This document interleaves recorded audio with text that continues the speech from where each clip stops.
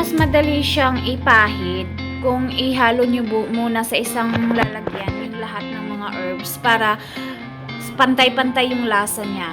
Tapos ipahid nyo na sa loob ng may mga sibuyas at saka garlic. Tapos pahiran nyo na buong katawan niya.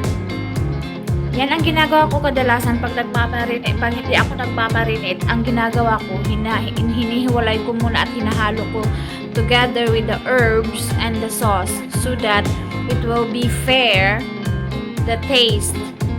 Tama ba ako? Basta yun. Yan yung sa mga singit-singit niya, lalagyan nyo yan kasi dyan nagsisimula yung sarap. Kasi pahid-pahid, pahid-pahid. Bilisan mo dyan, Hazel. Pahid, pahid, pahid. Ayan, may dumi na yung kamay ni Hazel. Ang sarap magluto. Ang sarap magluto pag talagang gustong-gusto mo yung niluluto mo. Kaya ako, pag nagluluto ako, yung talagang kinakain naming lahat. Hindi yung isang tao lang ang may gusto. Kasi masasayang nga yung pagkain eh. Pag nagluluto talaga ako, lahat yun nauubos namin yun. Kasi kaming tatlo. Pag nagluluto din ako, dapat nakakain din ng bata. Hindi lang yung kami ang kakain. Tapos maggagawa pa ako ng isang pagkain para sa bata. Dapat nakakain din siya ng bata. Hindi siya spicy. At saka malasa siya para sa bata. Yan. Pahid, pahid. Pahid pa more. Ayun.